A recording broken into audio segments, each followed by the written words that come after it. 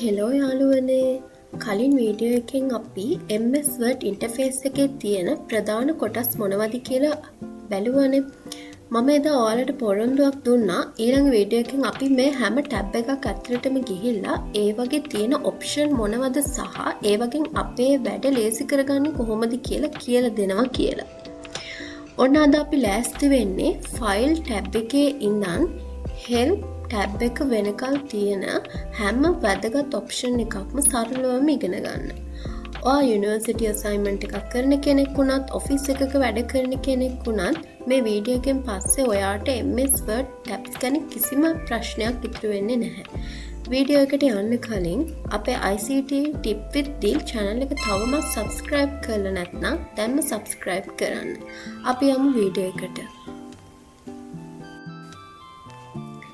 හරි අපි මුලින්ම පටන් ගමු වම් පැත්තේ උඩම තියෙන ෆයිල් ටැබ් එකේ. මේකට අපි කියන්නේ Word වල backstage view එක කියලා. මෙතනින් අපිට new ගිහින් අලුත් blank document එකක් හෝ templates ගන්න පුළුවන්. කලින් කරපු වැඩක් open කරගන්න open පාවිච්චි කරනවා. හැබැයි මෙතන ගොඩක් අයට පැටලෙන තැන් දෙකක් තියෙනවා. ඒ තමයි save සහ save as.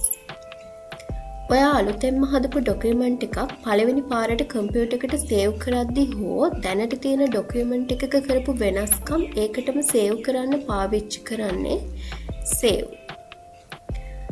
එහෙමත් නැත්නම් control s. හැබැයි දැනට තියෙන ඩොකියුමන්ට් එකේ කොපියක් වෙනම නමකින් වෙනම තැනක සේව් කරගන්න ඕන නම් අපි පාවිච්චි කරන්නේ save as. ඒ වගේම ඔයාගේ ඩොකියුමන්ට් එක කාට හරි යවන්න PDF එකක් කරගන්න ඕන නම් මෙතන තියෙන export කියන ඔප්ෂන් එකෙන් ලේසියෙන් මේක කරගන්න පුළුවන්. දැන් අපි එමු හැමෝම වගේ වැඩිපුරම වැඩ කරන home tab එකට. මේකේ වම් පැත්තෙම තියෙනවා clipboard කියලා කොටසක්. cut copy paste අපි හැමෝම දන්නවනාට මෙන්න මේ පුරුසුවක් වගේ තියෙන format paint එක ගැන දන්නේ කීයෙන් කී දෙනාද? ඔයා එක ටෙස්ට් එකක style එකක් පාටක් size එකක් හැදුවට පස්සේ ඒ සේරම setting ටික තවත් ටෙස්ට් එකකට නිකම්ම copy කරගන්න පුළුවන් මේ format paint එක click කරලා.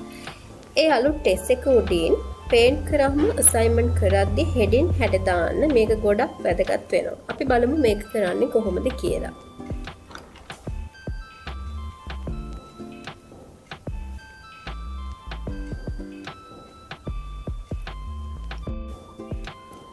ඊළඟට තියෙන්නේ font section එක. මෙතනින් අපිට කැමති font style එකක් උදාහරණයක් විදිහට University Report වලට පහළවම ගන්න Times New Roman වගේ සහ font size එක වෙනස් කරන්න පුළුවන්. අපි බලමු මේක කොහොමද කරන්නේ කියලා.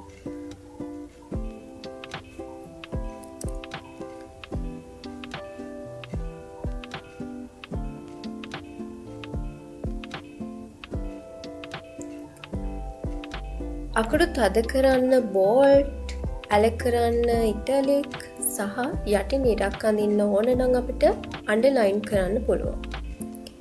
අකුරු වල පාට වෙනස් කරන්නේ අපි මෙන්න මෙතන.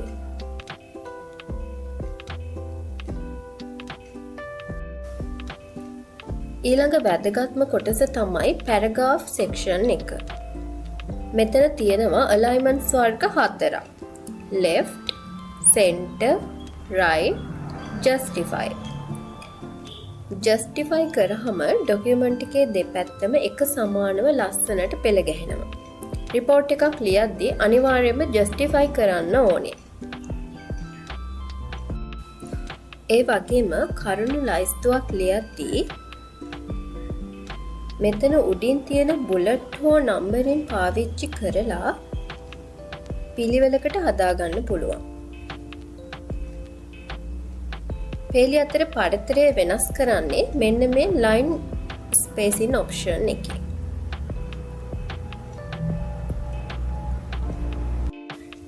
ඉතින් යාළුවනේ වීඩියෝ එක ගොඩක් දිග වෙන නිසා අපි අද home tab එකේ තියෙන paragraph section එකෙන් මේ වීඩියෝ එක නතර කරනවා.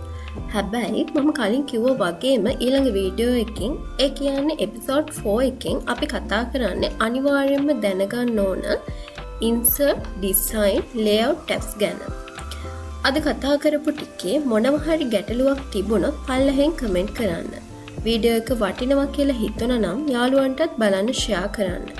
ඊළඟ එපිසෝඩ් එක මිස් කරගන්නේ නැතුව බලන්න දැම්ම ICT Tip with Dil channel එක subscribe කරලා තියන්න. අපි ඊළඟ වීඩියෝ එකෙන් හම්බෙමු.